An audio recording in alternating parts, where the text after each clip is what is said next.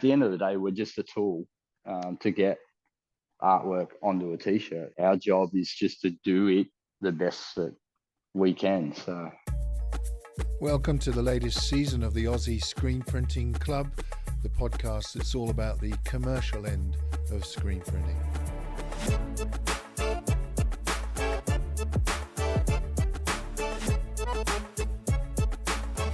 I'm Chris from Black Dog Inc. in Port Macquarie, New South Wales. We are a textile screen printing company, and I am the printer / owner. Yeah, wow. And what kind of a week have you had? Has it been a big one? Reasonable, yeah. I've had a couple of mixed jobs, a couple of easy ones to start with, but yeah, we're playing catch up a bit at the moment. So very busy. Yeah. It's we fell behind a couple of weeks ago. I got the old man flu, and yeah, and tried to rest just to knock it on its head nice and quick. And that's the downside of being the only printer. Yeah, but I've powered through, and I think we finally just started clawing back. So it's a really good point you make right there. I think about, kind of taking the wise decision and saying, no, I'm crook, I need to stop. Otherwise this could go on for months even, rather than just continuing and getting more and more sick. But it put you back. Did you kind of try and recover by doing long days, or basically just put in extra hours. As soon as I started feeling a little bit back to normal, we would just tack on a couple of hours at the end of the day and start a bit earlier. So and I'm not at all afraid to come in here on the weekend if I need to. So like this weekend we'll be doing screen prepping basically. So which I kind of leave to the weekend. I can put the headphones on and get into it. So does that prepare you a bit mentally for what's coming in the week as well? You get everything pre-pressed?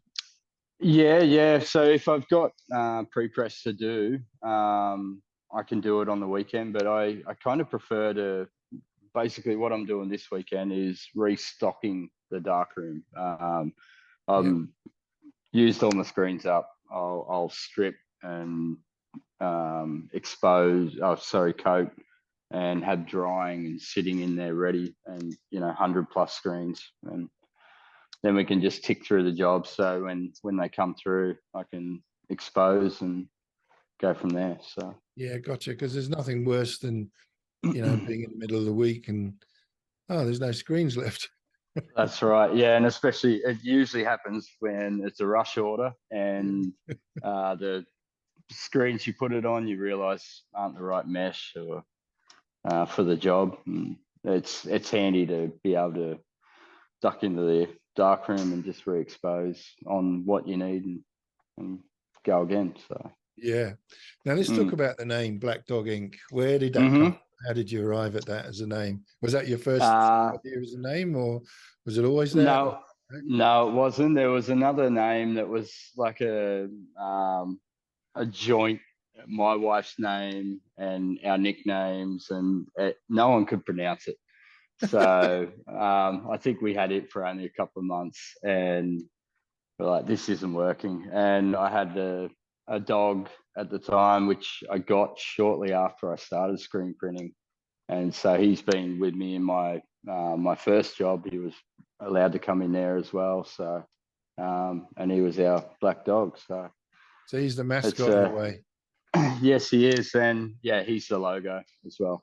So that's cool. It's a photo of him on the beach. So so that's where that comes from. And when did it all start? Like, what year did you get going? How did you get into this? What was it that sort of dropped you into screen printing? I finished school, did year 12, and didn't know what I was doing. And my mum actually got me a job where she worked at a sportswear manufacturing place. So, wow. Okay. And that's how I initially fell into screen printing. it was 98. I started there. So, Yeah, wow. and I was there for, I'd say 13 years, and then they sort of run dry on enough work to keep me there full time. So I then picked up some work at another local screen printer, which is more along the lines of us, t-shirts, hats, the works.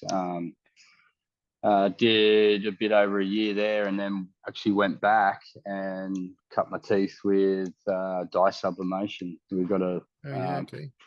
from the original business. They moved into digital, and we had a wide format printer and a big 3.5 meter flatbed press, and printed For up sport, panels and for for sports apparel. sportswear. Yeah, Yeah, yeah. yeah. So we did predominantly hockey uniforms, netball uniforms, basketball. When I first started screen printing there, we pretty much did all but I think 2 WNBL teams, all their suits that they Wow. wore. I would hand print every logo, sponsored names, numbers, everything Oh, on them. So okay. yeah, so we had that for a long time until trends changed, and yeah, so it's, majority of the work was, high stretch lycra, and then we moved into swimwear as well, which because of they needed chlorine resistant materials. A lot of it was poly based, and Yeah. so had to go through that as well. So, And Black Dog so it came was out of that. yeah. So basically, I stuck with them another couple of years. I think it was nearly 15 years all up. And then they had a retirement plan, and so on the side, I agreed that I would stay with them until they sold the business or got out, however they wanted to. And on the side, I started doing more work for friends, local businesses, and yeah, it stemmed from there. So I was luckily enough in a position where I could use their screen printing stuff I was going to say, how did you get the if I kit? needed Yeah. to.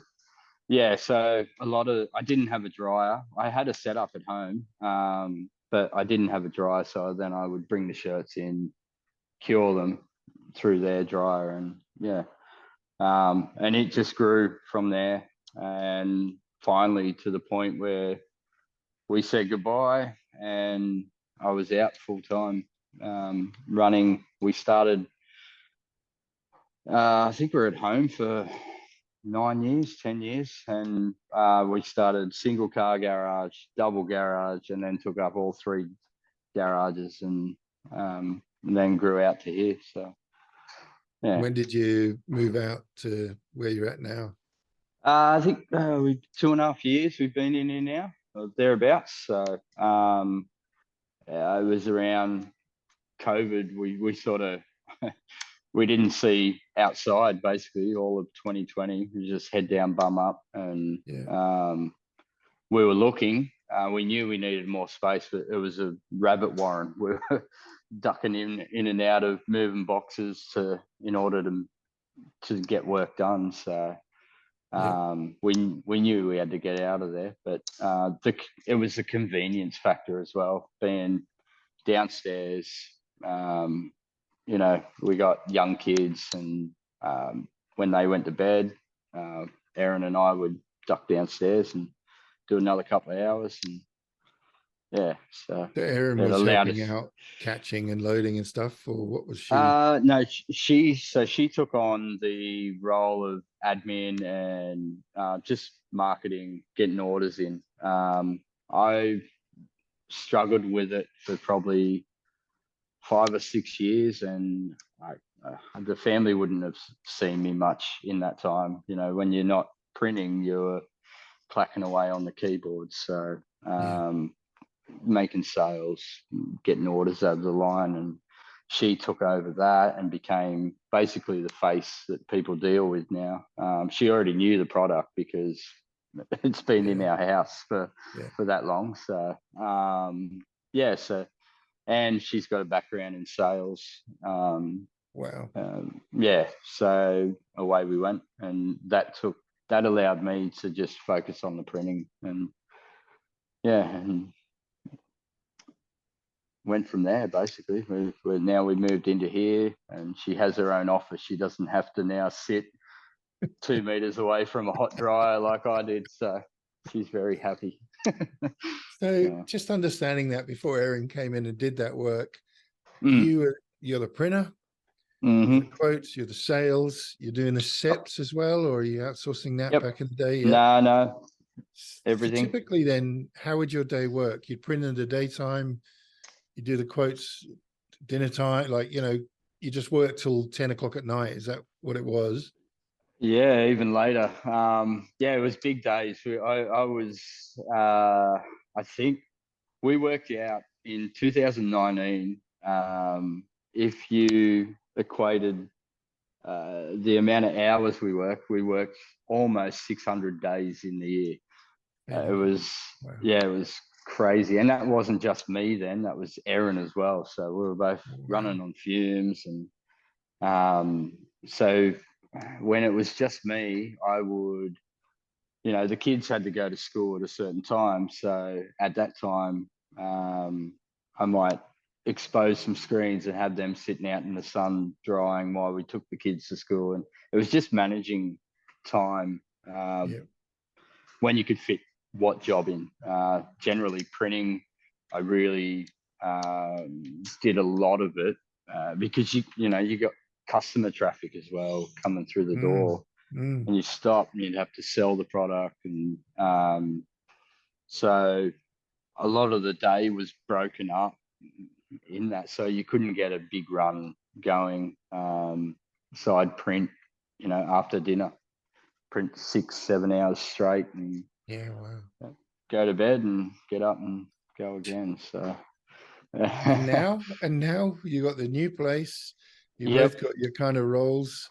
Erin's in has got a door between you and what she does. And you find those hours are much more manageable now. To some extent, we're still, you have days where it's like a revolving door on the front, and if she can't see every customer at once, so if I have to stop and have a chat, and we work around it. The kids are basically, they're what our life revolves around. So if they've got stuff after school, we already know what's coming up, so we know we got like before, we got set hours in order to get whatever jobs we can done, and then we know we have to come back. Or sometimes I'll take them home and I'll come back in here and doing a few more hours. So and same in the morning. I don't mind getting up early and ripping in, especially in the summer. Get in here and before it heats up. So gotcha. And so it's, sorry, you go. I was just going to say, in terms of growth and managing hours, especially when you've got a family. I've got my family, my kids are grown up now, but obviously I've been through that stress and strain and managing timing and school runs and all of that. If you continue to grow in terms of volume of work, what's next? Like, how do you, because there are cliche, but there are only so many hours in the day. So is it putting on another press, getting another screen printer on that? Like, how do you think it goes next? We kind of weighed up all the options. At the moment, we like the flexibility of being, if one of the kids has something on at school, a school assembly, we shut the doors and we go and do family stuff. People are pretty understanding. The ones that aren't, usually the ones that are just trying to get the cheapest price anyway. Got it.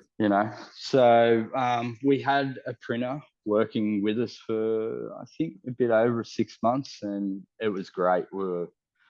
I was loving it. I had a day, I get migraines, and there was a couple of days there where you know, I'd have to take off, and he just kept it going, which was unreal, but you know, it presents its own problems as well.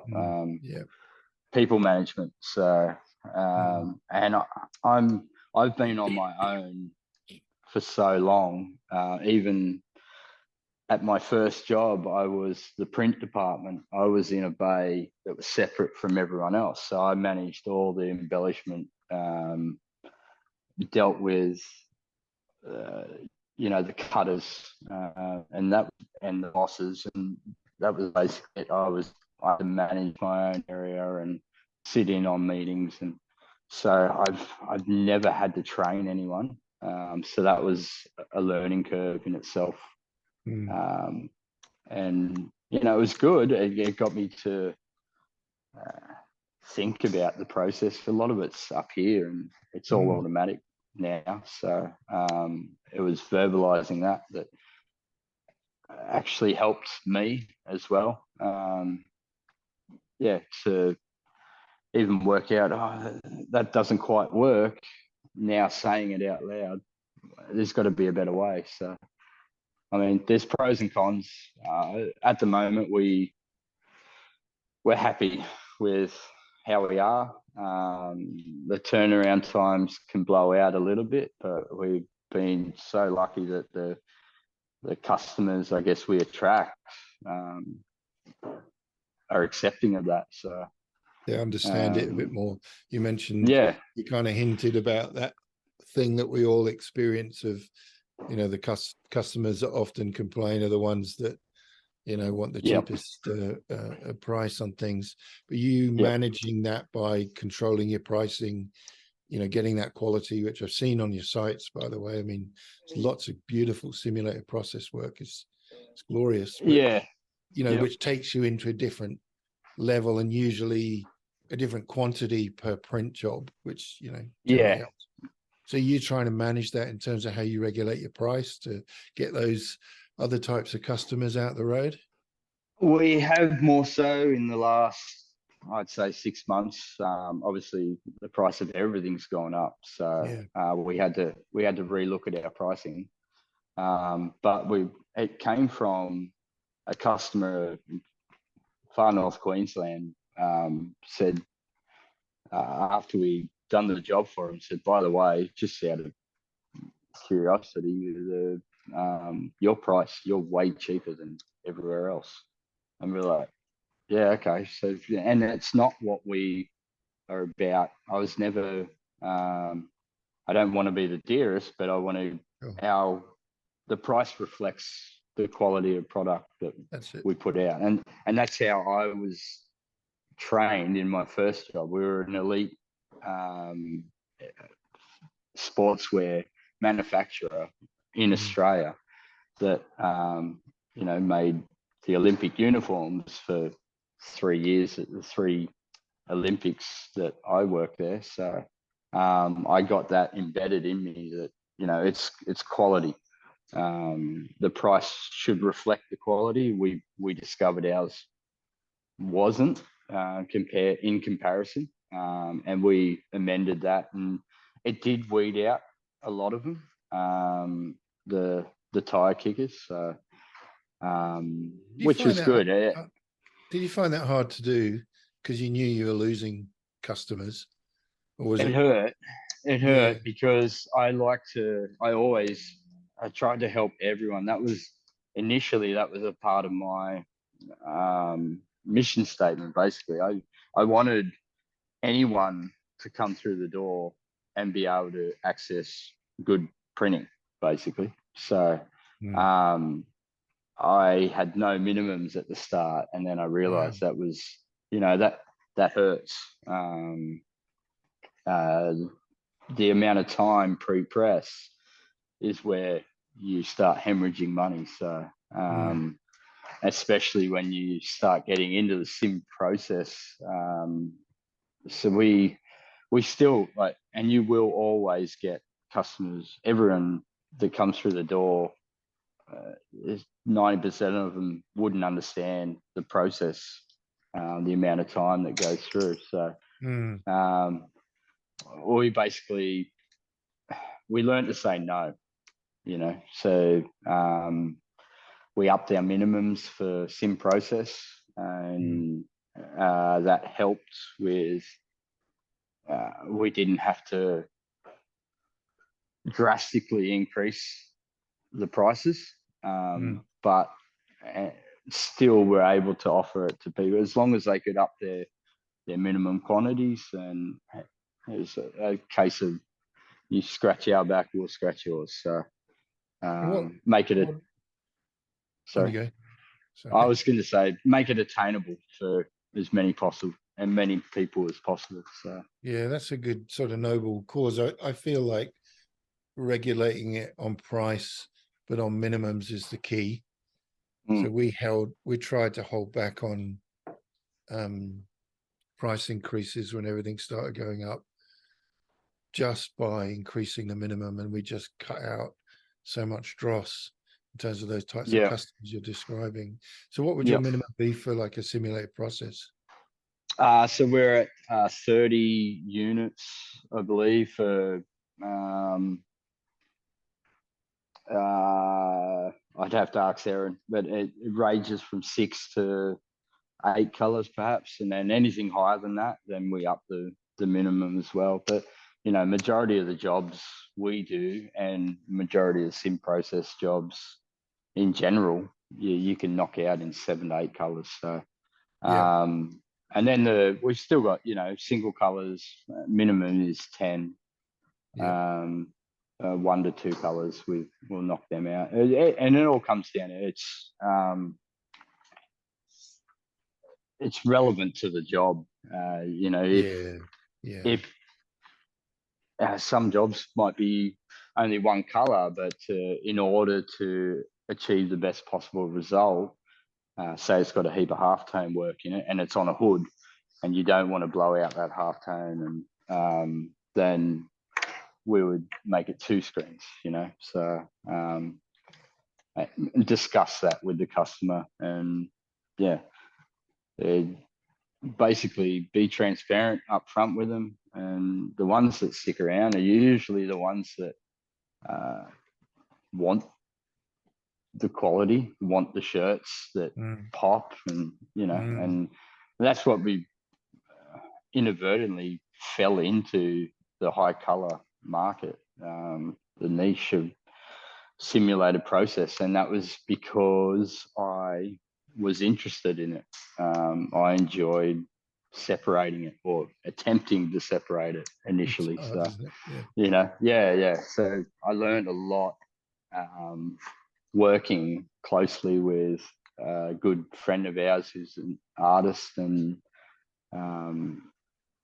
he could see, he would give me art and I'd see how far I could go with it, and slowly raise the bar more and more each time, to the point where now I'm confident enough that I can get it pretty close and minimize colors for the customer. So it's a balancing act. You're separating in you're doing it manually, so to speak, in Photoshop, or and you're spinning it out to, what rip are you using?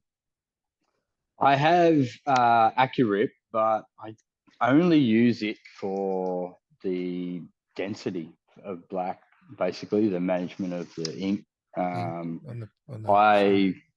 bitmap everything in Photoshop and convert it to halftones prior to it, so I can kind of get a rough visual of how it'll link together. And we've started actually using that process as well to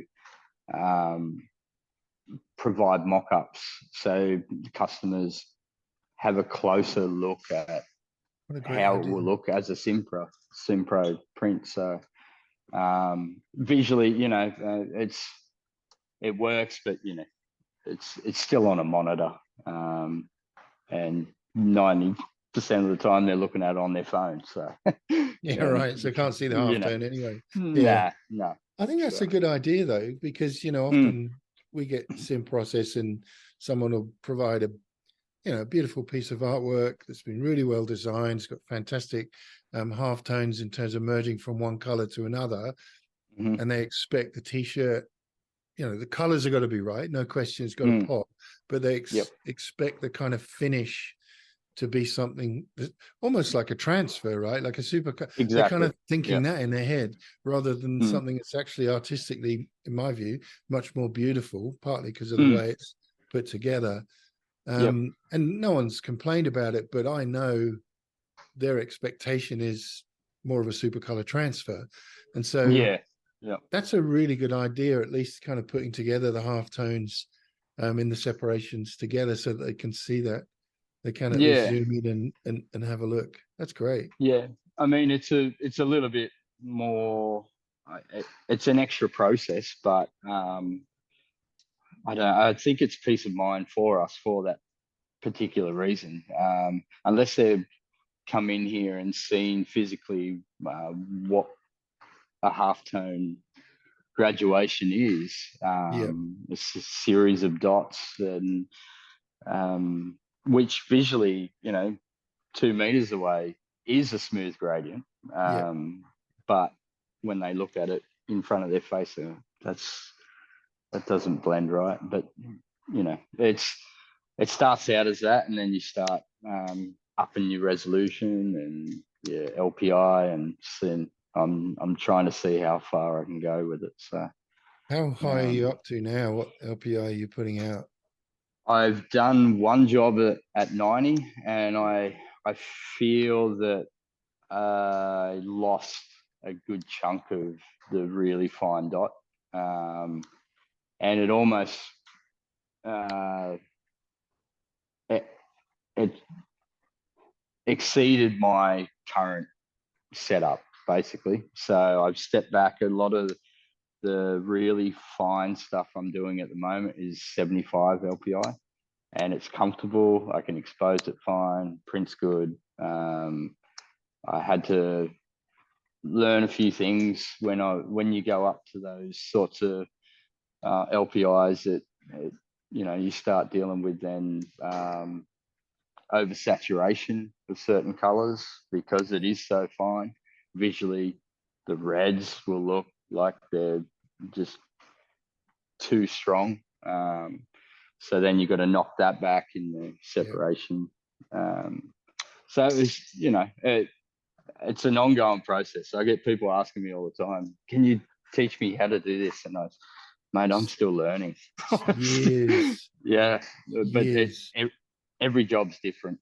So Yeah. there's no one size fits all. So but you're able to look at a piece of artwork now and actually think, right, I actually need to pull back on the red on that artwork when I spit out that bit of film, because you know how it's going to work on press, yeah, which seems to me the benefit of doing both. yeah, and it's only come with just many prints and printing it myself, seeing what the end result was. I've had jobs, one which was meant to be a 9-color Simpro job, and it actually took me 21 screens to achieve the desired Yeah. result. I had to keep going back, and and it's trial and error. And that's Make mistakes. testament to your concept of quality, though, isn't it? Like I know Yeah. that on a manual press especially, there's a certain amount of adjustment that you can make in terms of the hits and whether you are going to flash between those colors and how much ink you're allowing to build up and so on. But there's a limit to what you can correct. If the artwork hasn't, if it's, at the artwork level, it's not quite right. But to be able to kind of perfect that, to do 23 screens to get an 8-10 color job, I mean, that's real perseverance and just, as I say, to the quality of what you're trying to achieve, even if I'm your a little customer bit. doesn't get it right. No, they would, and they wouldn't understand if I told them. But I'm a little bit stubborn like that, so It's good. It's good to have. yeah, I think it's helped us, but it's also it's probably hurt us in the pocket, but but it's got us our name, so yeah, which is the ultimate plus, I guess. So, I guess when you're on that continual learning curve that you're mm, describing, and yeah, you are in control of the output and quality of the actual print, and you are in control of the artwork, which is going to contribute to that, you won't have too many of those. Well, I just needed 9 screens, but I've done 23. You know, it'll start to pare back, and you kind of dial it in, and so that allows you to get that quality first time. In yeah, time. yeah, and it has got better, but there's still. I had a job last week that uh, I just wasn't happy. The highlight was too strong. Go back, fix it, and go again. It's just yeah. Every job's different. I'm still there's a purples seem to absolutely kick my butt. So Yep. I'm getting better at, and that's sim process blends of reds and blues rather than adding a spot purple.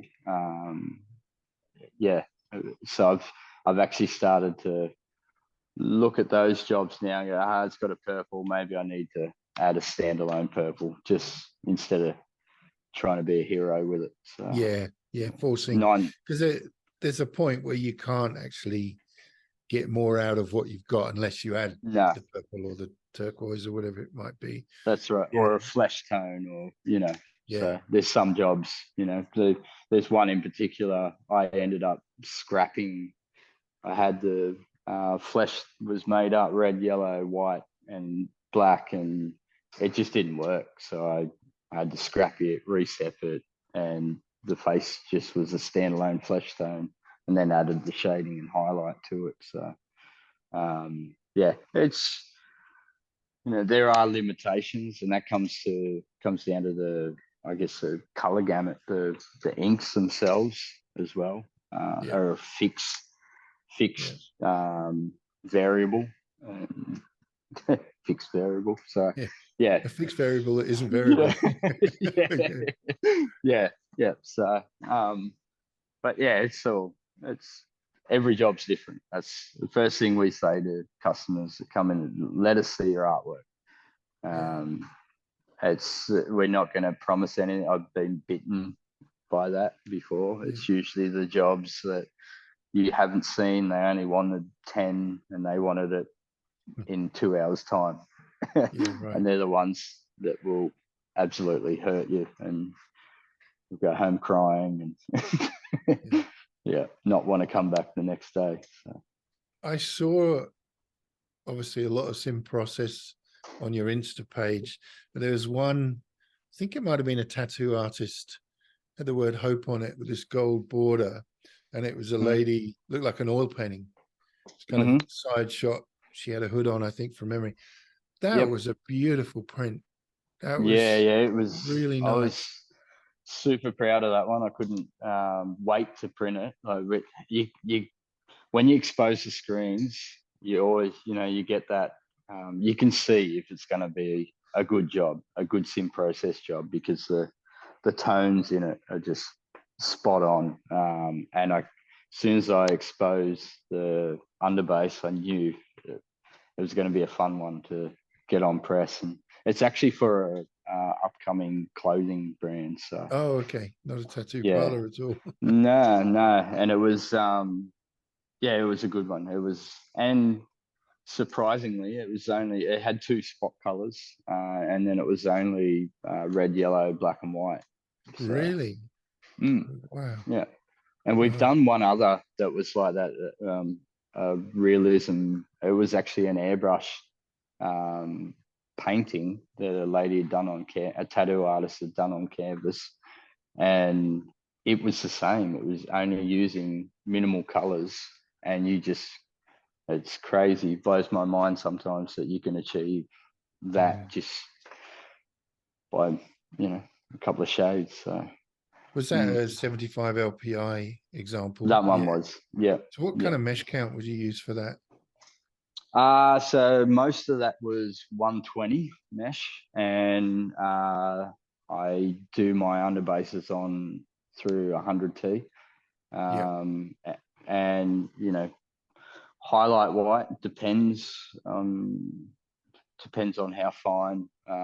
Will either be 120 or I've even got 140s that I've used before. So yeah. I tend to thin down my highlight white as well. So pushing through at 140s, no dramas. So, And you mentioned inks, other than Mm. Pantones being a fixed variable, as you said. What brand Yeah, of yep. ink are you using? Are we talking water-based here, or are you plastisol, or what are you running? Sim process, I use plastisol. I haven't dared try water based yet. I do want to. I just don't know if I can keep the screens open at that Open. sort of Yeah. for long enough. So I'm using Rutland for the Yep. plastisol, and any water based stuff I've just started using Magna, which I'm really happy with at the moment. Yeah. Okay. Yeah, it's a good all round ink, and the finish is beautiful. I'm battling at the moment with color matching compared to with plastisol, but Yeah. we'll get there eventually. Yeah. Yeah. Yeah. We don't print anything with water-based here. We just can't. You've got the benefit of being in a humid climate. We just don't have that here. Yeah, it still gets pretty dry. I was Does it? still having issues. Yeah, especially in our shed. We've just actually closed in the skylights. We had a big storm rip through here, and we had skylights in, and everything was good. It got a bit hot in the middle of the day, but hail went through just the Oh, skylights, so they replaced them. But I don't know whether it had any UV protection or what. And I was getting sunburnt, and oh, really?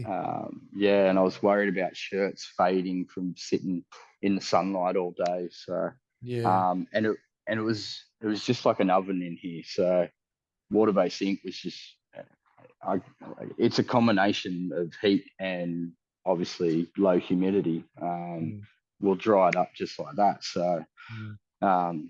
I was battling pretty hard, and now that it's closed over. I mean, in the winter, I thought, oh yeah, we'd be good, but it's actually drier in here. I've got gauges set up everywhere Mm. to monitor how it is, and there's some days where I wouldn't even go near it. I just we're down to 20%. No Oh, way. As right. soon Yeah. as Yeah. you know, and the other issues, standalone printer. If someone comes through and they want to talk about a print, I can't really leave it sitting there. So, Yeah. um, so any Simpro stuff is still plastisol, but yeah, I'm enjoying. I'm stubborn. I like the challenge. So as soon as I tried it, there was a few days where I walked away. Just what am I doing? Just stick with what's easy, Yeah. But then I'd come back and try again. So Yeah. And yeah, I like that yeah, spirit. That's good. yeah. Um, So, and so do you ever kind of get to the point with doing all these sim process where, a two-color job comes in or a one-color job comes in and you go, oh yeah, I yeah, like yeah. I did. I like the sound of that. I I do, but funnily enough, it's those two color, one color, oh, sorry, two, three color jobs, but registration. They're the ones that do my head in more than a nine color sim process. So, um, the artwork, I don't know whether it's because it's straightforward and I don't know. They're the ones that give me the little teething issues. So, Yeah, okay. um, Interesting. yeah, Yeah. yeah. My wife jokes about it. You can do the hard ones, The but really when hard an stuff. easy one comes through, you always pull your hair out. So, Okay, but that's amazing. yeah, no, yeah. I do have days. I often, there's times when I look at the shelves and there's nothing but sim process, and I'll go hunting and looking for a one color job just Yeah. to have a bit of a break. So yeah, it is what it is. We often joke that we've created a bit of a monster, but it's fun. It's a It means worthwhile one. yeah, and it's always dynamic. Every the artwork that comes through here, like some of the talent that we've seen is flooring. So Yeah, that's nice. to get a chance to print that is amazing. So really enjoy it. And your market now, what are we talking about? You mentioned clothing brands. Is that typically what you print for? Or are there bands or anything else? It's a full mix. Our market is just good art, high colored art seems to be, it could be breweries, bands, businesses. A lot of tradies at the moment are getting the shirts that they give away to people and just going that little bit extra. So that's interesting.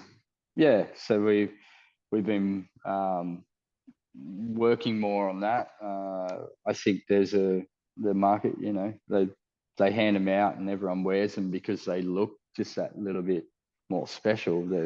They wear them with pride, so they're actually advertising their friends' businesses when they go to the pub, or so that's You're sort of adding very big value to their brand by printing this great artwork as well, because it associates great artwork with their brand, even if they're a tradie, as you were saying, which is actually a very clever piece of marketing for them. Yeah, exactly. So they've, obviously tattoos are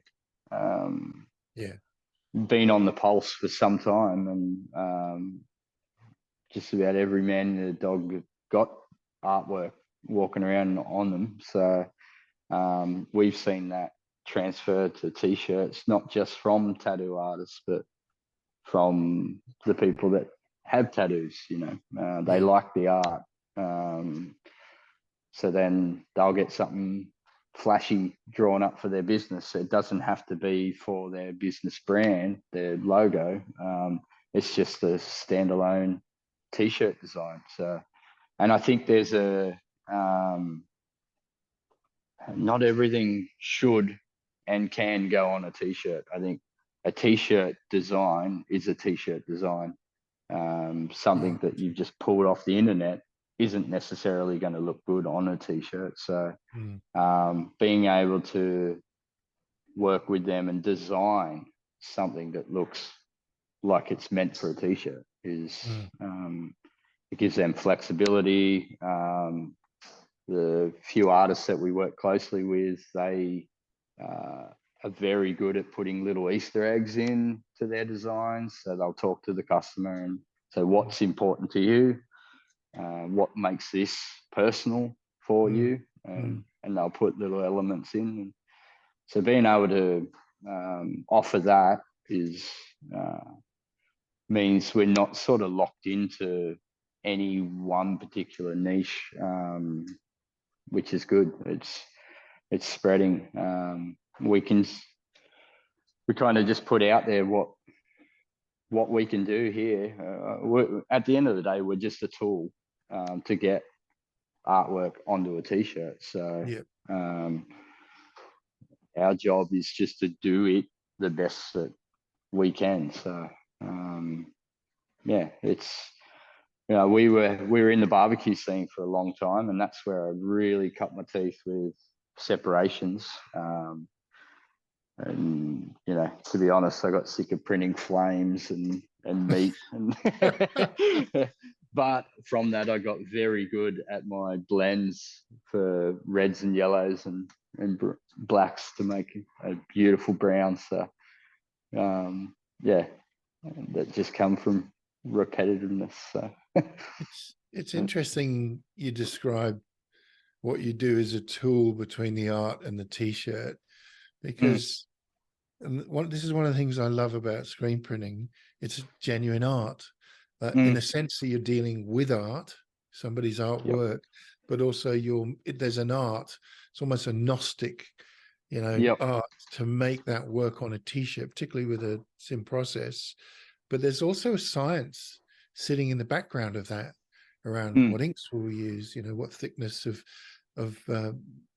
emulsion over mesh are we going to have, what screen am I going to use, and so on, and how's the artwork output. And I love that there's a blend of art and science to some degree on that you're trying to battle with always, to get Yeah. it just right. Yeah. So it's a tool, but it's an amazing tool, right? Yeah. It's not a wrench. No, you still need to know how to use it. So yeah. Yeah, and I'm probably more. I got a good mix of creative mind and mechanical mind. So I just fell into screen printing, and this is the perfect area to be if you've got a brain that's sort of half, because you often need to build jigs or, there's measurements you need to get. If you don't get them right, if you don't set your press up right, then you can't get that creative side to happen as well. So, so Speaking it's. of presses, is that an M&R I can see behind you? Yeah, the chameleon. Yeah. And so tell us about that. Why did you choose M&R? What do you think is great about it? Like, obviously it's a top brand without a doubt. Yep. I was going for colors. I had an old BNW International, and it was only a 6-color. And I was getting to the point where I'd have to, double hit the white, never have a highlight white, discard the black and let the shirt color come through, drop this color out. Yeah, gotcha. I was in need of more colors with our Sim Pro work. So I started looking into, how many would you need? So I started separating, basically doing 2 different separations for a job, separating how I would want to do it, and then separating it to fit on the 6-color press. And then I got, a rough idea. I didn't need to go up to 12-color or 14-color. I ended up choosing a 10-color, which allowed me to have a flattening screen for hoodie season, and pretty much be able to achieve most jobs, other than the jobs that might require a specialty spot like a silver or a gold, or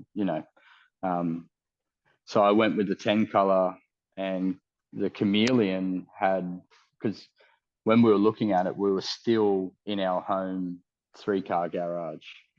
So it was about the footprint of the press as well. And it having the 2 tiers meant the overall footprint wasn't any much bigger than the press I currently had. So, which was the reason I went through M&R, went down that path. I spoke to a couple of people that I saw on Instagram that had chameleons, and I picked their brain about them.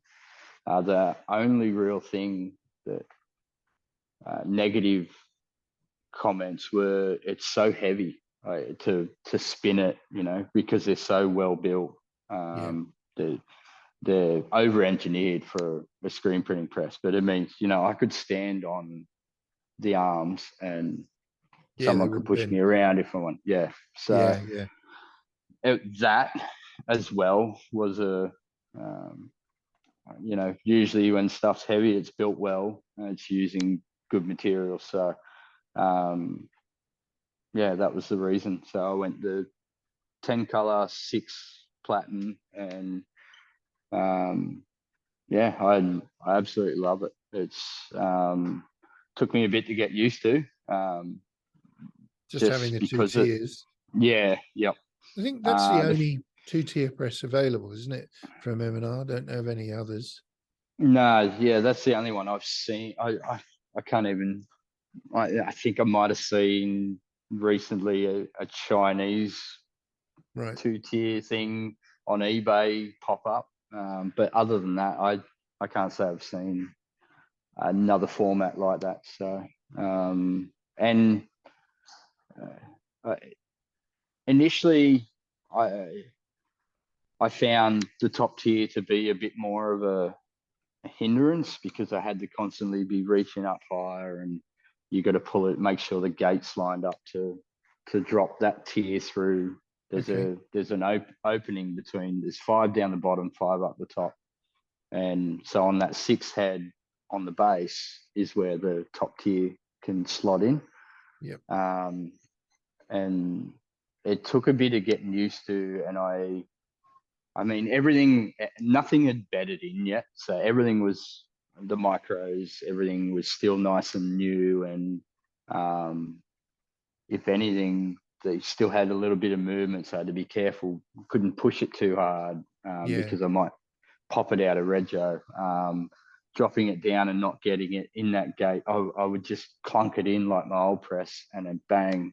I think the first 2 Sim Pro jobs I did on it, I did that twice and had to clean out the ink and realign everything because it was a middle color, and it was a nightmare. It was so I learnt pretty quickly to just take it a bit easier and get it right. And yeah. But what other equipment are you running? Are you running M&R for your oven or flash or? No, I wanted M&R for the oven, but it was in that peak time where I'd ordered this thing just prior to COVID. So it was already getting built and shipped over. And then I could not, the waiting list, because printers went gangbusters. You couldn't get machinery. There was a waiting time, and initially we had just taken the keys to this place. I had nothing set up in here, so it was a gamble. Do I get the weight and get an oven and keep using? We had a little old AdTech, I think it is, and do I keep using that and just wait? So I ended up going down the path of contacting GJS, and they had a dryer, and they said we can get it to you in a couple of weeks. And so that's what we did, and it's been okay. It does the job. So I think I will be upgrading sooner than later. But yeah, for now, and it's just a infrared heating tubes. And yeah, it cures water bases. It just holds it in the tunnel long enough to get a good cure. So in terms of flash, I got a Vaztex flash, red flash. I had it probably 3 or 4 years prior to even moving into the M&R. So what's available to me, I'll go with it if it does the job. I'm not a Holden versus Ford kind of guy. I know what you mean. Yeah. I feel like for big shops, they need to commit to a brand, partly because of the relationship around, support, maintenance, and, future deals. I like the idea of best of breed, finding out what really works well in your particular setup. Is that Vaztex splash the one that kind of spins around? There's it one can. Yeah. It's you can get the auto flash and bolt it to this particular unit. I just never did. I just move it out from under the flash, and it's become it actually works quite well. I've now got some 3-phase flashes sitting here that I'll be hopefully retiring that one so I can stand still. But I'm in 2 minds, because the way the chameleon works and the way I've worked out where colors should go, you can actually have the base sitting, the base carousel over here at this station, which allows you to drop this one. So all I have to do is print that one, walk, and then print the next top tier wet on wet. I saw you doing that. I saw you moving and thinking, why is he moving around and putting those 2 colors there and then moving back? But that's the reason. Yeah, so it saves time doing that rather than trying to lean over and line up that top tier line again, because it's just the way it's set up. It actually, if I'm on that station there, the top tier can drop in there. So on 5, I can use 6, 7, 8, 9, 10, and yeah. So it works. With that technical question, one of those Gnostic secret, black art type things. Simulated process, let's say 8 color with the underbase. Would you generally, apart from the underbase, obviously not flash the top colors, or would you see how it's working and then think, well, I need to flash after this color here? Or, I mean, how would you do that generally? Or is it just different for every job? Yeah, order by order, I approach it. I will test, so I'll do a couple of test prints at the start. Number of reasons to get the ink flowing, because you align all the screens. You need that ink to be pushing through and to give you a better representation of what that print will look like after it sort of settles in. But generally, I will flash underbase and I'll flash the red. I just find, I don't know how other print shops do it, but I step on the red with the yellow, and that gives me my orange hues in between better than if I used to do the red on the yellow, and I just found it harsher, especially after the ink sort of gets to where it wants to be, and you just get oversaturation. And now that could have been from bad printing, but I find now that there is natural dot gain, and it's hard on a manual to do every print as close as possible. So there's human error there. So the stepping on the red with the yellow, I would then get those orange hues better. So I'd always flash the red, and then it depends. It depends on how big the area of ink is, as to what colors go in what order. And I've been trying to do more wet on wet. Generally, if you can control it, I find it looks smoother, because the inks do their own thing as well and they blend. Some jobs it doesn't work though. Some jobs it looks messy, so go back to flashing after this color, and it's case by case. I totally get that red and yellow mix to try and get that orange, particularly the halftone gradient. I also find the red Rutland a very sticky ink.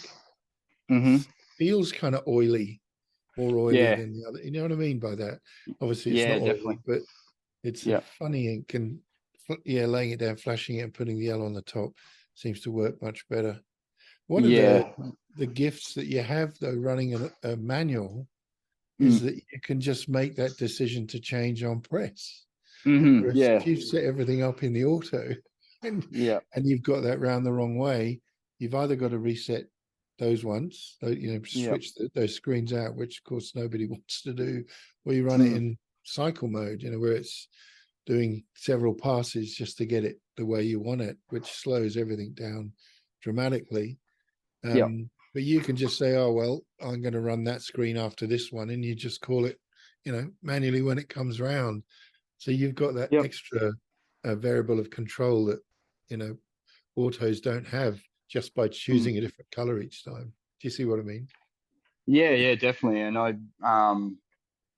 that's kind of what I do initially as well, and see, if visually one color's sort of overpowering another, it's not blending right, then I might flip it and then print, say yellow over green instead of green over yellow. And you can, definitely change that on the fly. I think having a pre-press manual would be a good idea. Have someone that sets up the print order, works out that. I mean, it's an extra process, but if you want to get it right and be able to then translate it straight to the manual, the auto. The auto, yeah. Yeah, I would definitely, if we move down the path of getting an auto that's big enough to do the sim process stuff, then yeah, I'd still keep the chameleon and You'll run it on set it up on the manual and get that order exactly right, and then yeah, switch. especially if it's a longer run, it's probably worthwhile doing that, and then just obviously having a quick registration system would be key there. But yeah, if you could get it set up, work out the print order on your pre-press manual, then yeah, ship it straight over to the auto. Away you go. So, and I've heard of big shops doing that kind of thing of having almost a separate department that that moves from artwork to pre-press to on manual press, and then basically stack it that way, card it, put it over by the auto so they know exactly the order. But yeah, it's another huge step in the process. It is, yeah. So I guess for it to be profitable, you need to be doing bigger runs for that. You're not going to battle through 600, 700 piece order, even just with the wrong print order. You reset it up and go again, basically. So So let's go back to sales. Erin, who you said earlier on, likes to be on the other side of the camera. But she's a good salesperson. How does that all work? She's got a background in sales, I think. Is that right? Yeah. She worked for a number of years, 2IC in a phone shop and sold and managed people. So she's got that skill set. I think learning from my first job, the way they approach training new employees, they always said learn the product first. You got to know what you're selling. So so she handled that side of it. The ordering with AS Color, just she's constantly on the pulse of what products are coming through, and then she can obviously sell that to customers. So I think just having her background was just lucky. It worked well. It allowed me to print and her to get the orders in to print. So and do you obviously reputation's clearly a very big part of what you're about, quality and the type of work you do, but do you target market? Do you actually do advertising? Is there any other online stuff perhaps you do? You got your Instagram, which is colossal. Are there any other things you do to get sales? No, not really. We did live printing, and that again, it was just getting our name out there.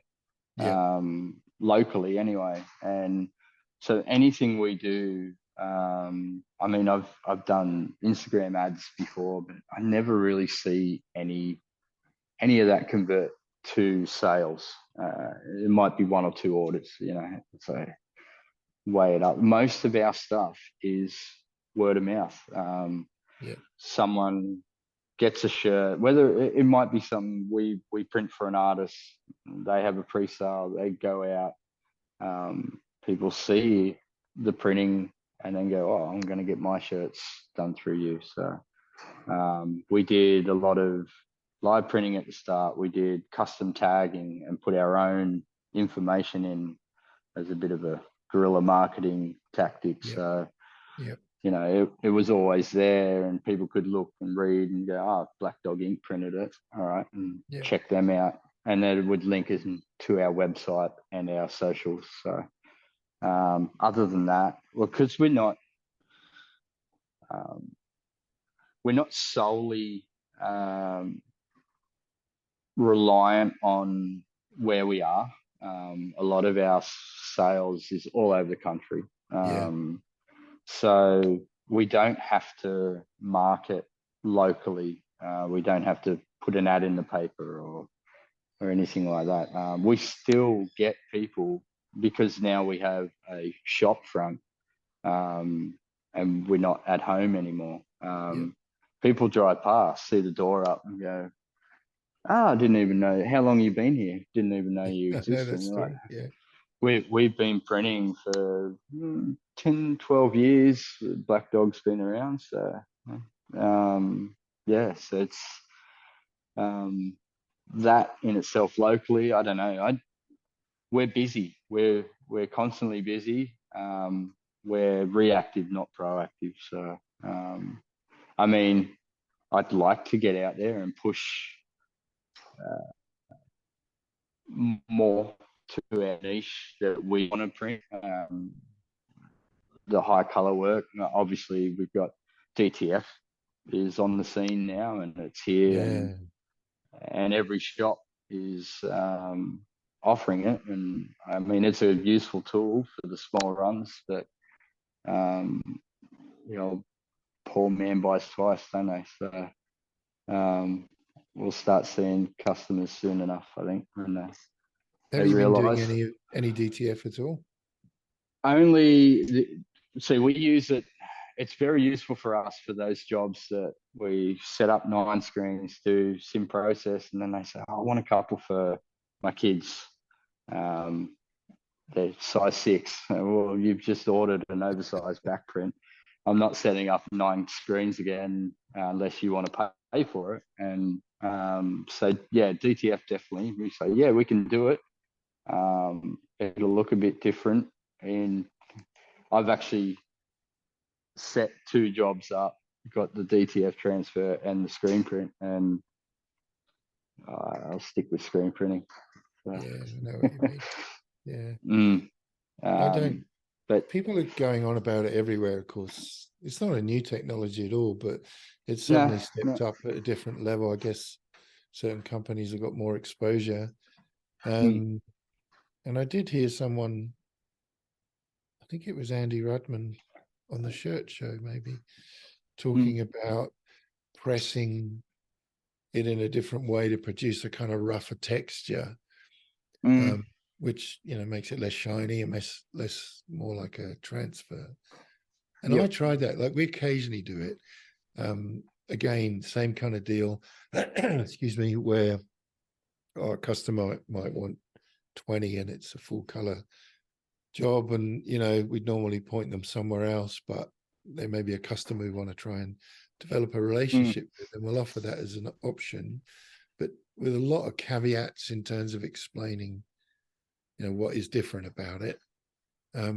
But so we occasionally do it, and I've started trying to press. I don't usually do it, but just to try these different techniques out, and I've got a way of producing more of a kind of dimpled piqued type print, but it still looks like a DTF. Doesn't compare well with it, and so it frightens me a little bit, because there's going to be a whole load of people that set up and just do that, and they might even call themselves screen printers. So I feel like there's a place to continue to educate the market. We occasionally print for bands, and a lot of them like good simulated process, but don't. Our minimum for simulated process would be 75. And but they don't want 75, and we say, well, maybe there's this thing called DTF. Oh no, I don't want that. You know what I mean?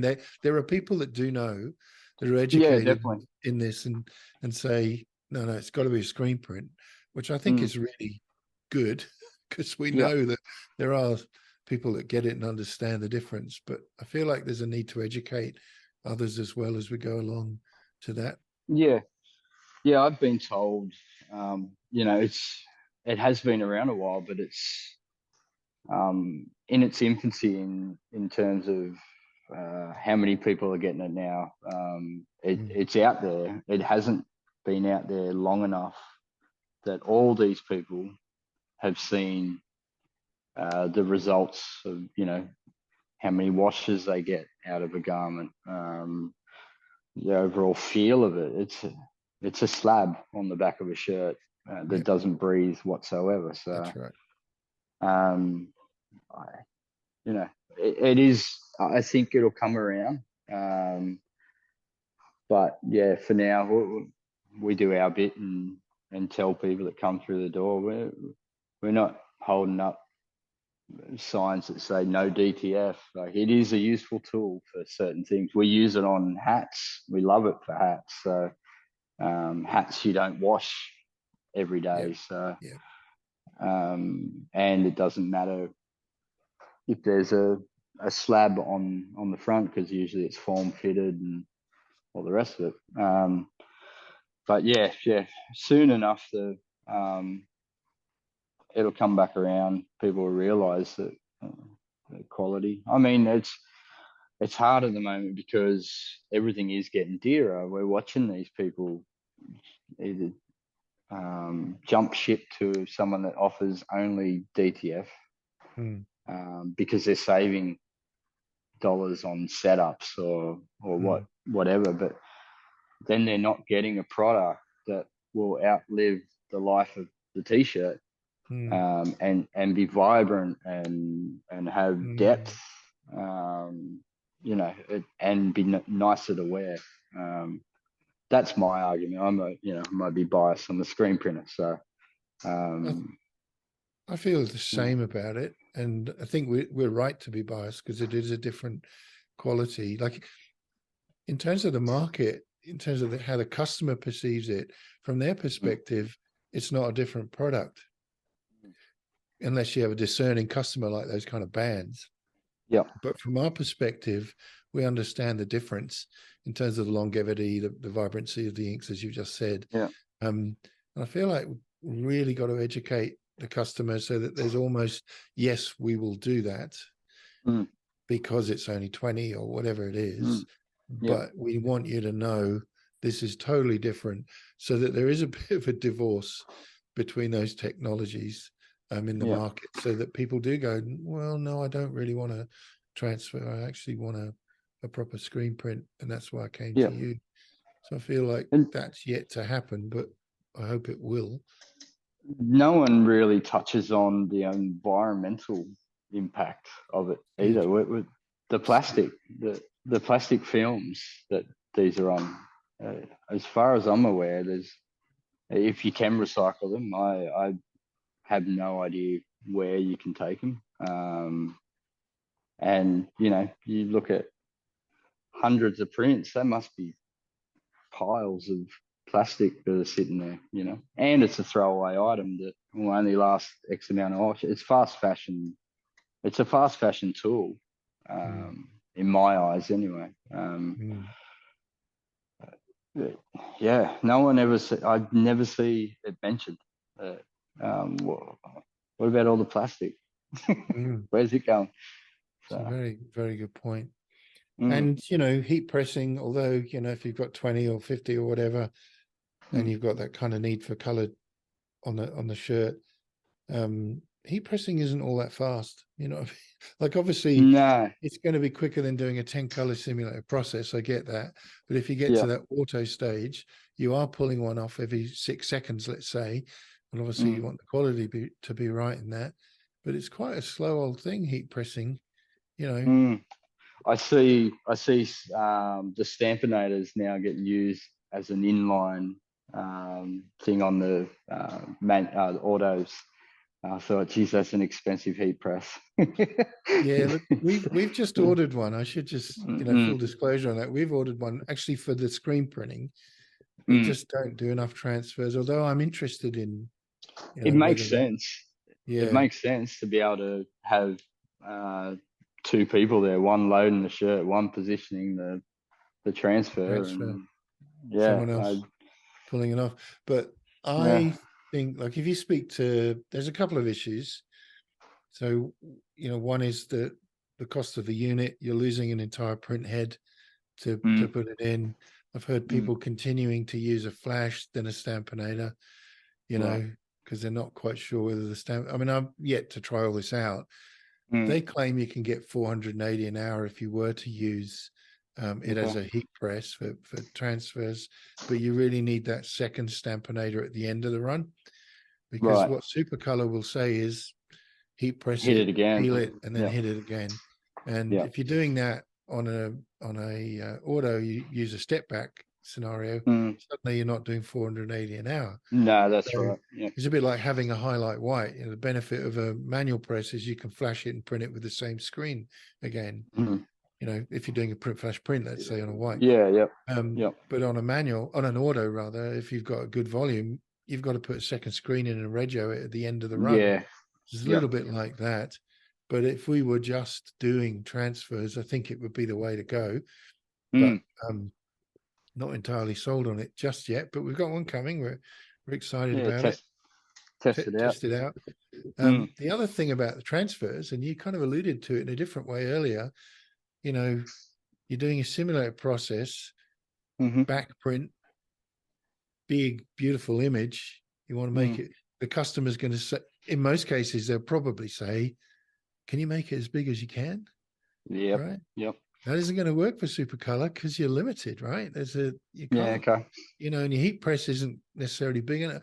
And so we use Supercolor. The biggest you're going to get is an A3. Well, yeah. Right. You can go much bigger than that on your press. So yeah. On your screen print press. So I feel like that's an issue as well. But it's certainly something to look for and keep a kind of watching brief on. And I feel like the big shops are the ones that truly benefit because they can actually afford the hardware to create the DTF, right, rather than just buying it from a reseller. So they save a ton of money that way. There is I think I've mentioned this before in another podcast. Stephen Ferrig, who runs Campus Inc. in the US. Yep. He and I forget the other guy from Printavo do a Print Hustlers podcast every week, which is very business oriented. I really enjoy it. But Ferrig seems to have invested in a ton of different DTF hardware to try it out. Okay. He gives a really honest perspective on the quality of the kit, to the point where he just, with some of the brands, he's phoning the brand up and saying, hey, you need to take this pile of whatever away. It's just not good enough.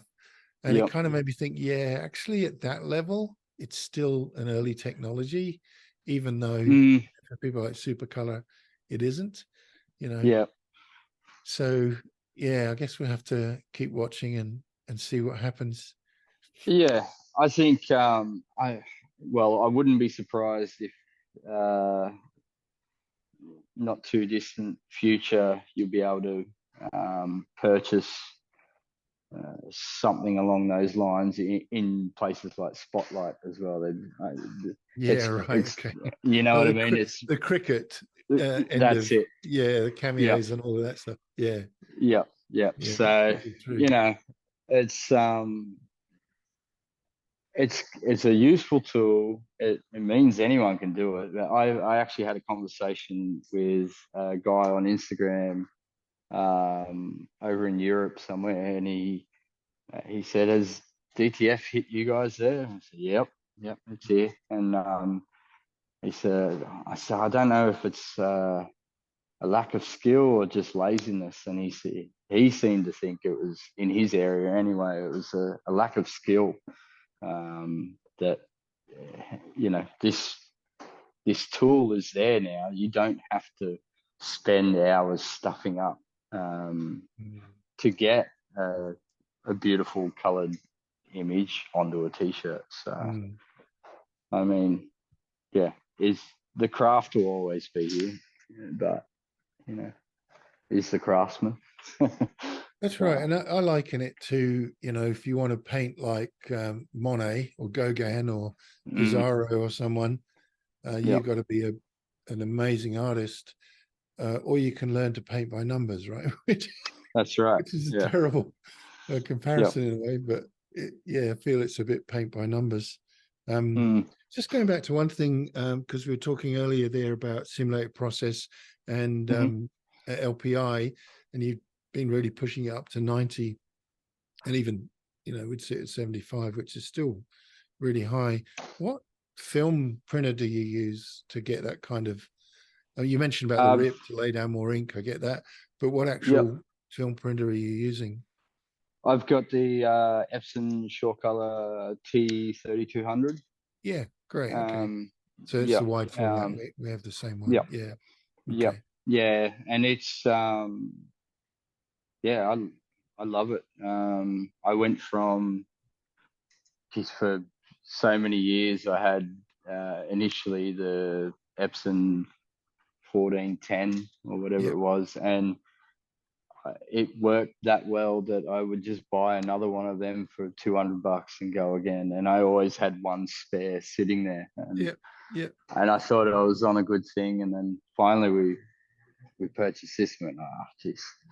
It's a classic case of should have done this years ago, but Yep. Yep. you know, the quality was still there. But this thing, I've heard some people might have issues with film stretch, but I just, I never gang sim process jobs. If I print them out, they've always got to be the same orientation. Yep.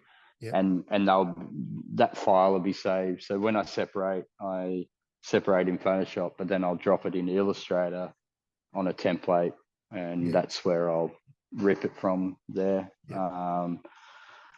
And basically how it's saved, if I have to go back, make a edit to one of the color plates, I'll make the edit. And then even if I printed it portrait before, I will print it portrait again, 100%. even though it's wasting that film, because I know you Dots are do going to be get perfectly aligned. yeah. There is a difference.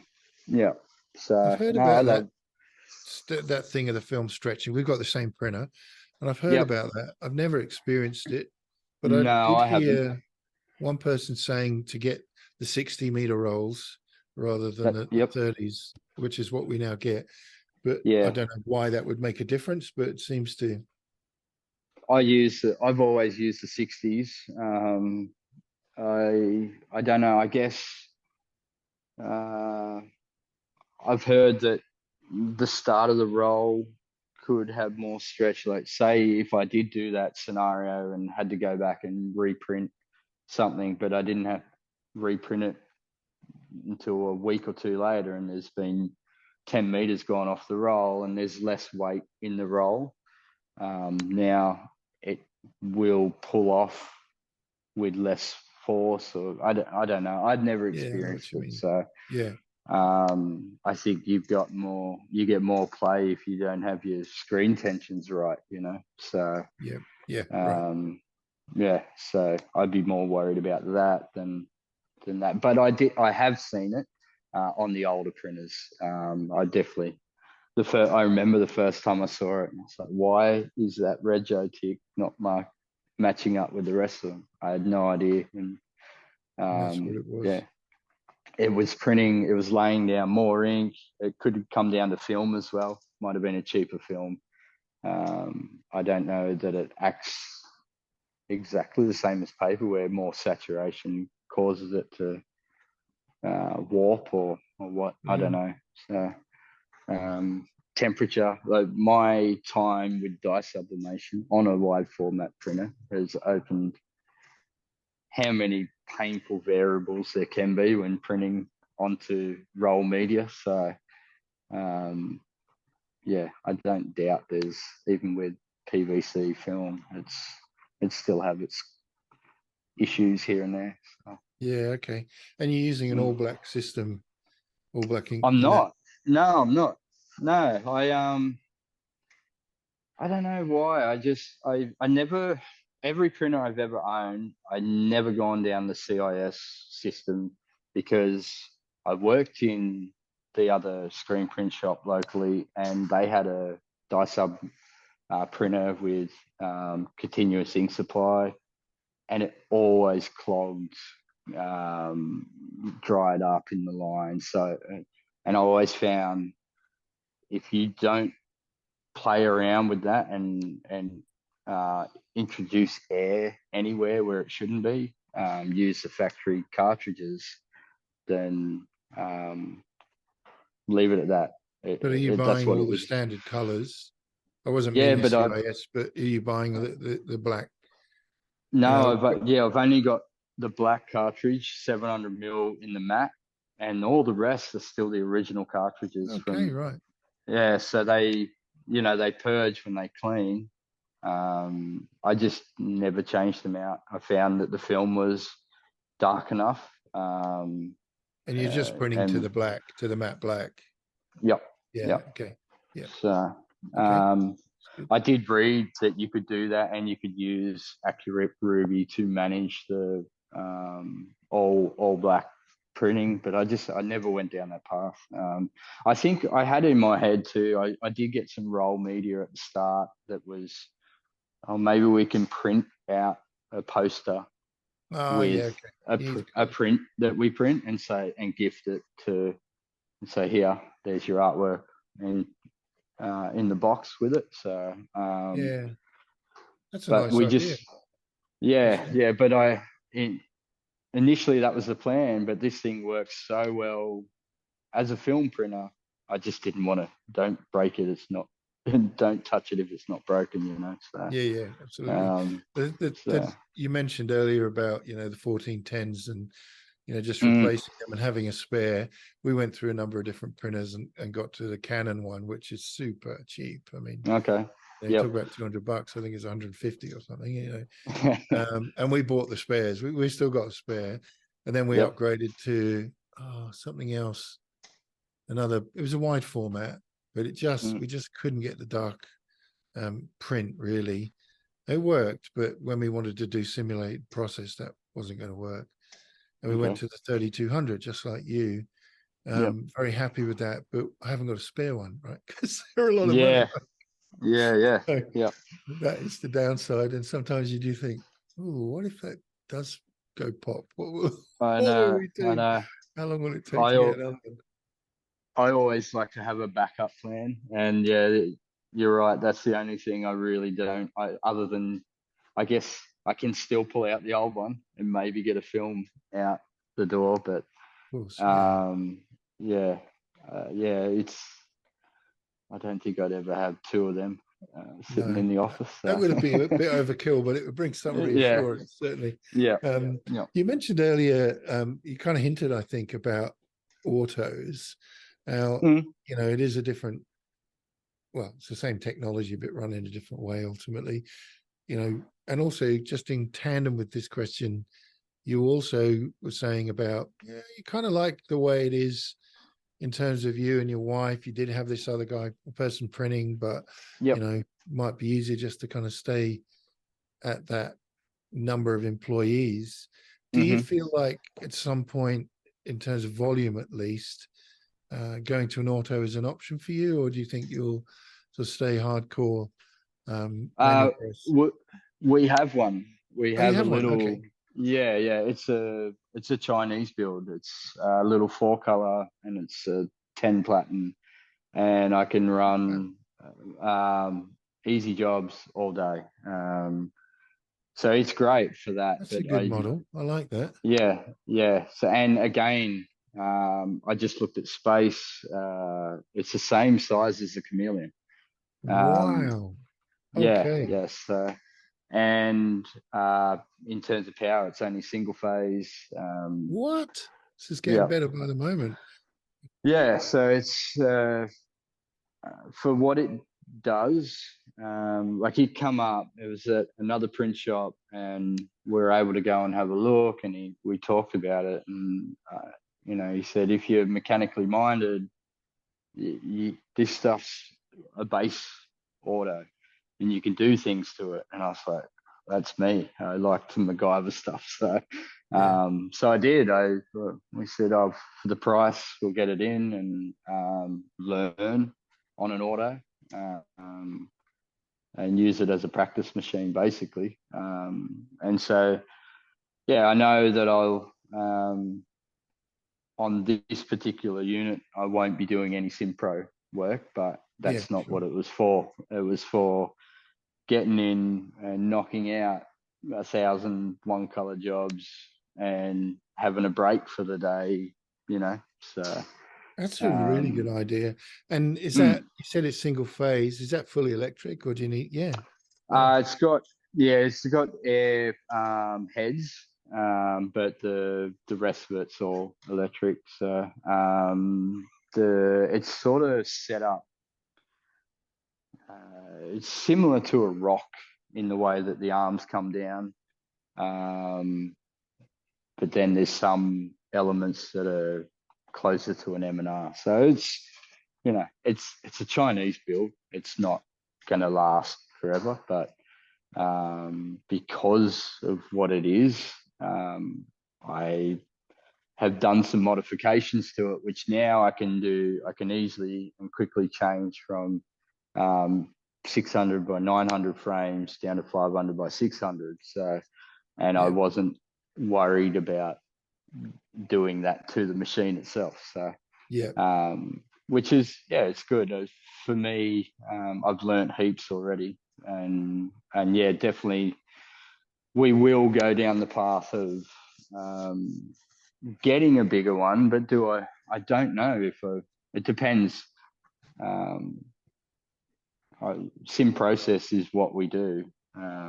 The obvious choice would be to get something that's big enough. But when you look at, you go to an auto and you need, majority of sim pros up to 9-10 colors, and you got to have a couple of flashes, and they're big units. So they're huge. That was the reason why we took this leap, stepped into this, learned this. It's a big price jump to go straight to the top for how many flashes and heads you needed, compressors, I the think works. that's a brilliant idea. I really do. It never occurred to me that was an option, to be honest with you. That's a genius idea. I've done the what most printers usually do and buy a cheap Chinese manual. I did it with the auto though. So. Yeah, that's good. It's very good, but it works. It does. Chinese manual. Goodness. Yeah, it holds rego. It's fine. It's fast enough. I can see myself. I like the idea of the being able to run it at my own pace. It eliminates this action. So I can load a shirt all day. So that, it's a breather. Everyone keeps telling me I need to start taking it easy on the body, but well, that is definitely a consideration, isn't it? You mentioned that the M&R is a heavy, that particular one, the Chameleon's a very heavy press, which does tend to get your elbow and arm as well as the actual physical work. And I'm not even going to talk about pushing squeegees or pulling them. I know that you pull squeegees, right? So I do both. I push all my sim process. Yeah. Oh, really? Okay. Yeah, that's interesting. It's a good argument. I love when it pops up. It's just find it easier to get the ink through a tighter mesh pushing. Yes, and a little bit more consistent. And lays down. I can control it better and lay down less ink, eliminating dot gain, and over a period of 300 shirts, you get tired. So pulling that ink all day, and I've got a bad back. I've been printing for 25 years. I have a bad back. So, of course. It is what it is. And someone suggested it, or I might have read it somewhere like 11 years ago. I pushed the squeegee and my back feels heaps better. I thought I'll try it, and I hated it. Pushed it and thought, this is bleh. I'd rather have a bad back. But then persevered with it. Thought, it's a handy tool. It's another notch in the belt. There's some jobs, and it's not a case of trying to keep the rego in. It's just some jobs it works better. You can drive the ink through easier by that motion than that. You have more leverage basically on, especially if it's a long print. If it's a really long print, to keep that pressure right when you're pulling the front from and the back to the front. it's very hard. Tony Palmer have you come across Chippy T podcast? I Yep, love those yep. I guys. love. They're Yep. great. They're always having an argument about this. I know. It's Tony brilliant. Palmer hates Yeah. the pushing. Yeah. I brought it up with Danny and said, yeah, I love that. That causes a stir. Because most of our videos is the sim process stuff on socials. So you only ever see me pushing. But, it's probably 50-50. Any other job that I do is predominantly pull. So it's that Yeah. big prints and the sim pro. I don't know, I've got a rhythm with it now. So I tried a job and pulling the squeegee, and it's like starting again. So Yeah. I found what works for me. So That yeah. auto that you got, that Chinese one, so it's 4 Mm. color. How many platins was it? It's got 10 platins. That's Yeah, so interesting. it's overkill. Like I would have knocked a few out and given it a bit more room in between shirts. You kind of, when you're in a hurry, you can knock your knuckles on the other platins, putting the T-shirt on. shirt on. But I mean, it's the footprint, I think, would be the selling factor for it. The fact that it's only 3.5 meters Yeah, in wow. diameter. So so it's I don't know why they crammed that many platins in. Just, but yeah, it's that's what they've done. So And just to dig a little bit, I mean, how much does something like that cost? Just to give people an idea. so I brand new, so I've jumped on and had a look, and they're around the mid-20s to 30 grand. I know. Okay. So to enter the auto market, but in saying that, if you know anything about manufacturing, and I've gone right over this thing, I've had to replace quite a few bolts that are threaded because the quality isn't there with other nuts and bolts, other materials. So Yeah. I wouldn't go into them. Like, if you bought it and owned it for, I don't know, 12 months or something, you probably wouldn't see an issue. This thing was bought, I think he said, around 2020 or 2021, and got quite a bit of use. And I bought it secondhand, and yeah, it's got a bit of wear and tear, but he was open with me at the start and said, look, if you're mechanically minded, you'll be able to fix things. And yeah, I have. I sat here, or come in on the weekend and just go around and around it, checking every bolt and making sure everything was tight, and checking their lines and And some of that might be just moving it from one, place of could be, production to yeah, another, and yeah, causing it to settle and bed in, and yeah, cranking it up a bit. yeah, I mean, that's amazing. 20 to 30K to enter the auto market yeah, yeah. is, that's the price of a really good carousel, Mm. manual carousel, right? Well, that's ours. Ours was more than that. Yeah. So, yeah. So I mean, you get.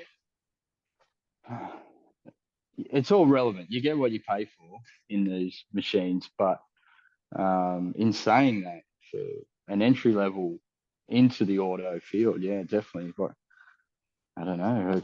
It seemed like for us at the time, and to learn on, I was like, yeah, let's do it. Let's get it and see what this big bad auto world's all about. So Yeah, it's a great way of getting in. And the guy the Mm. person you bought it from, what were Hmm. they doing? Were they upgrading to a bigger auto? What, out of Yeah, interest? yeah. So he has a Taz, bigger, and basically use this one to step back into something bigger. So Yeah, okay. I Interesting. thought, yeah, that's a good idea. So, Very good mm, idea. yeah. Yeah. I mean, unless you're Johnny on the spot and pick up a secondhand auto from someone, you know, just, oh, by the way, I'm thinking of getting rid of this. Well, you can have it for this, which is kind of how this one worked out. Like I was there and I saw it, rang him, and yeah. So yeah, I mean, if the right one had to come up with another brand, I probably would have been stepping into that. But yeah, for what it is, it does the job. And once I got it out of my head that, you know, it's not going to be the top of the line M&R and have all the bells and whistles. Yeah. But it allows me to put ink in a screen and let the squeegee do its thing, and work through that frustrating area where I'm not able to feel what pressure it is and all the rest of it. And, Got micro reg on it though, right? yeah, but it's a bit iffy. So I've actually just made, well, in the process of making, I guess like a tri-lock system for it. So yeah, it should allow me to get pretty close. But it's only really, you know, 1 to 2 colors. The good part about it, it is 4-color, but I can have, obviously you need cool down stations, but I can have a flash after the print head, and then you've still got all access to all the other print heads. So that's nice. Yeah. Okay. Yeah. All right. This is a question that I seem to ask a lot, but it comes up a lot. I've noticed about. We've spoken a bit about Erin's role, but ultimately you're the business person. You're the owner. Or maybe you share the ownership. You're a businessman, but you're also the artisan. And it sounds to me like that's what you prefer. But there are aspects of running a business that you enjoy as well. I mean, the marketing's taken care of and the sales are taken care of, but there's also strategic questions to look at in terms of growth. You know, how do you enjoy that side of it? I don't. Okay. I've been told that Erin had to take control more of the business's direction because I was too focused on the printing, to be the owner, to further us, basically. So it's I'm the director, but as a husband and wife, we sit down, we talk about, you know, she will say we kind of need to do this, and then I can work out this area on how we get to those goals. So yeah, I don't like it. I'm a screen printer, not a business owner. If I said to you, you know, talking about your body, the wear and tear, your back, and so on, if I said to you, imagine in the future, if you had, let's say, a 12-color or 12-head automatic press, so you could have your cool down stations and you can have your flashes and you could still do a good 10-color simulated process. And if all your job was ostensibly moving it from pre-press to on press and registered, and then you walked away and someone else loaded and unloaded. Does that sound attractive? I could do that. Yeah. I like that pre-press stage, definitely. I think that's the most exciting, other than the laying that first print down, and seeing that come back to life on a t-shirt. But then it's just go through the motions, really. So I could see myself doing a role like that. I like the idea that you brought up earlier of being that pre-press guy that sets it up, works out the order on the manual, and then just go, guys, set this up this way. You do the printing. I've done the art. You do the printing. I've done the hard part. Yeah, correct. And the reason I mention it is I think, you know, from a strategic perspective, without getting too kind of corny or business-like about it, that's where you're headed. I think that's, you know, an objective in a sense, because right at the beginning of this conversation, what really impressed, I mean, there's a lot of things that impressed me about what you do and how you do it and everything, but one of the things that really impressed me Mm, was you got family time. You said, no, we're going to yeah. shut the doors Mm, and we're going to do whatever with the kids or go to the school concert or wherever it may be. yeah. Um, and as you get too much work, you can pop your Mm, prices up, but there yeah. comes a point where you want to entertain supplying those other jobs. And the Yeah. only way to move forward in that is to step up to that other auto, Yeah, which exactly. this order that you've got at the moment, which I'm quite excited about, sounds Mm, like that. Right. I know how autos work thing, but mm, to step up to that level without someone else doing the actual physical loading, unloading, and catching just means yeah. a heap more work for you because the order is going to be much faster. Yeah. Yeah. Running a simulated process faster is definitely a plus. But Mate, it's the dream, isn't it? It's yeah, like, yeah, I initially wanted to jump straight into something like a Cobra, but financially, that's big money. not really, yeah. It's a big jump up. So yeah, I do like that idea. And it's much easier. Well, I think press operators, there's still quite a bit to learn there as well.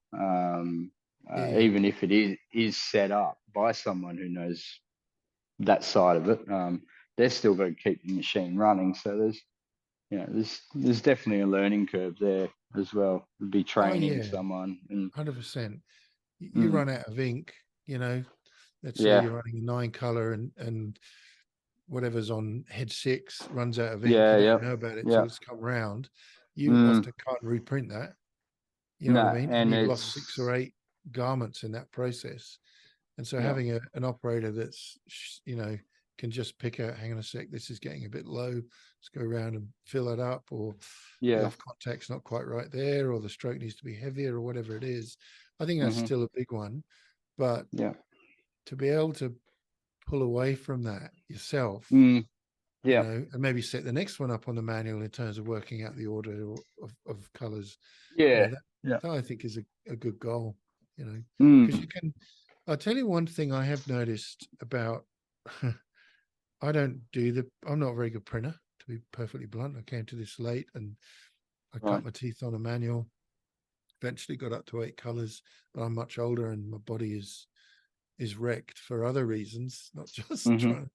trying to screen Not just print. printing. Yep. Yeah. So my daughter does the printing and she's brilliant. She loves it. Hmm. She loves the art, she loves the science, and really, can do complex prints and set them up pretty quickly, which is also helpful. Hmm. One of the things I've noticed is when we're under pressure, we'll have her loading, another person unloading, another person catching, which is our standard setup. Okay. But if we're really pushing them out, she actually has not got time to check the quality of the print coming Yeah. out. And so we're Yep. reliant on the person unloading to spot things Yep. instantly.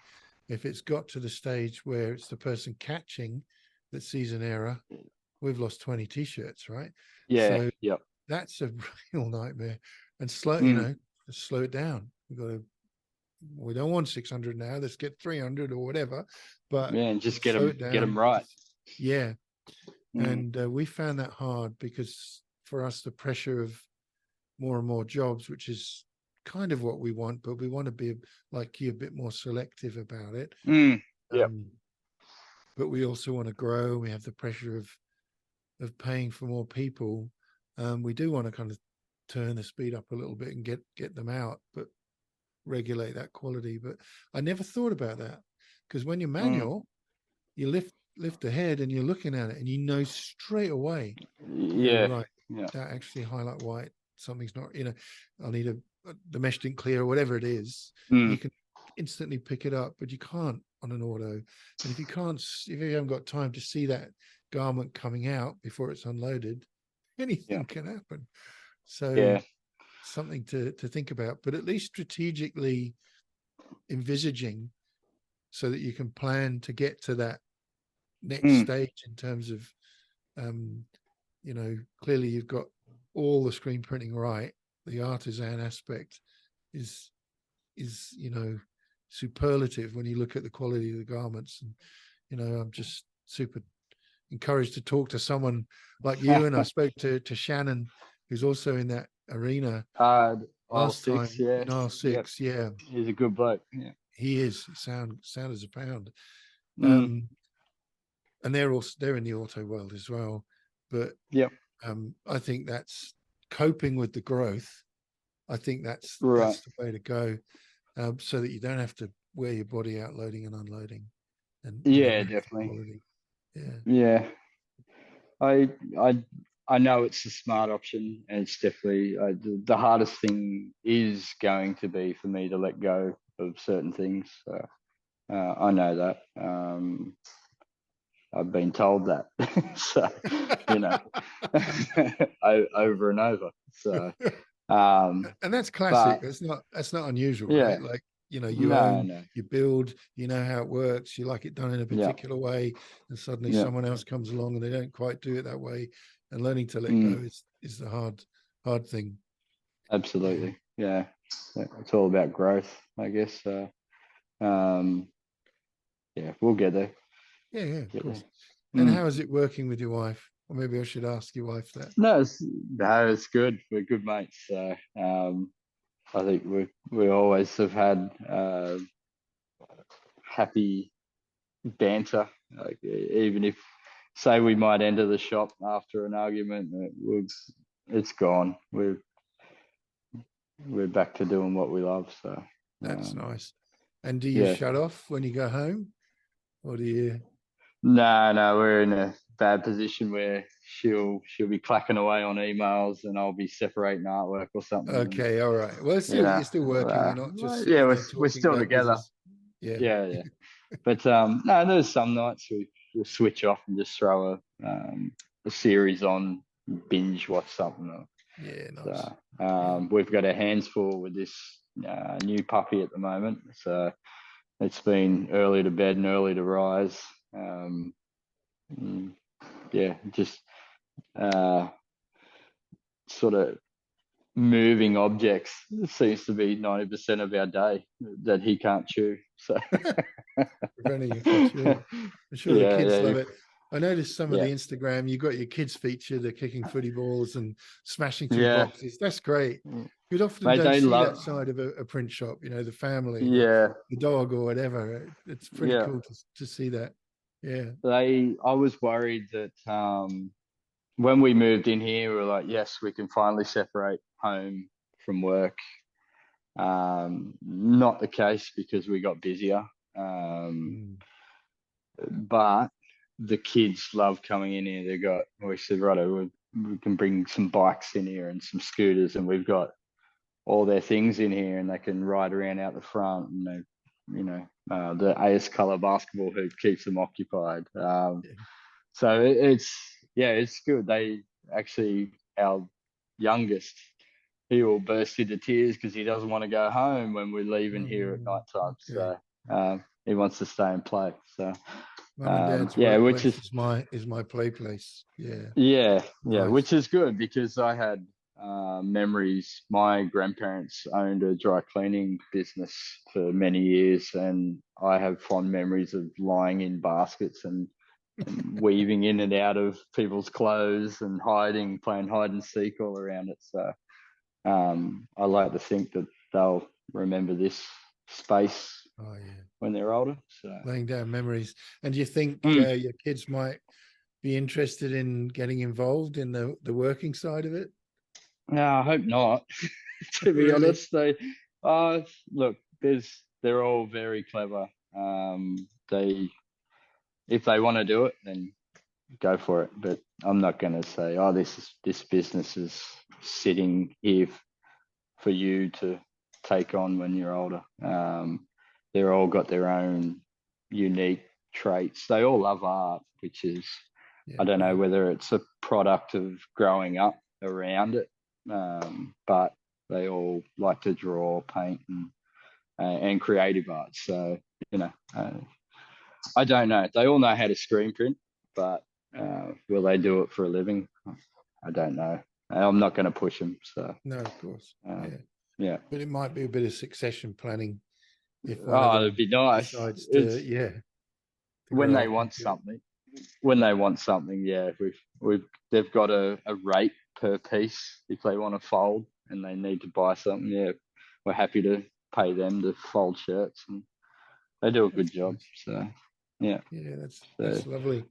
yeah.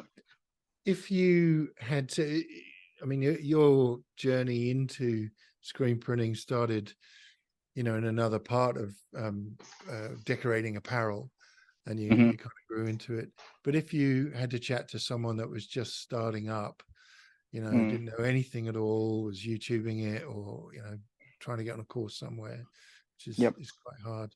What sort of advice would you give them if they're just starting up in business as screen printing, not just learning it as a hobby? Yeah. Okay. I wouldn't recommend jumping straight into it. I would go and see if you could pick up some work somewhere. It's much more financially acceptable to ruin someone else's t-shirts than the ones you Stuff up with paid your for, own. you know? Yeah, Yeah, yeah. and still get paid and get to go home and That's brush right. that off. We'll start again tomorrow. No, I'd definitely go and learn at another print shop if you can. Start at the bottom. Uh, the worst job in our industry is reclaiming screens, but it's probably one of the most important. So if you don't get that right, then you can't get those crispy films, halftones, and slight little bit of crap in the screen. And Mm, when you're doing 75 LPI screens, you mm. end up with a face that looks like they've got a big pimple on the end of the nose because something hasn't blown out, Yeah, so which I've had happen. So yeah, go to another print shop, walk in, just offer to help. Even don't have to get a have job. to work there.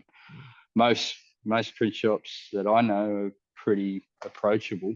They and everyone needs help at the moment, so it's hard to find good staff. Um, I've got 50, 60 odd screens sitting over there that need cleaning, which I'll be getting to later. So, if someone walked in tomorrow and said, can I clean them? And you don't have to pay me, and I just want to learn about the process, then I probably would take it on board. So, it'd give you a good starting point. See, I may have started in a different area. It was still the textile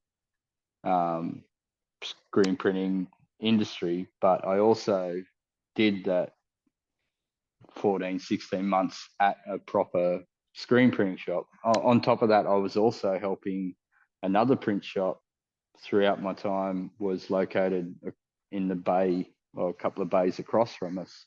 And I learned how to do stickers in there and corflute signs and stuff. So the little bits of experience, as much as you can, will only help you with your business. Unless you can, if you're starting a t-shirt business and you got someone that can do the printing, then that'd be the easiest way. Yeah, So yeah, there's a lot to learn.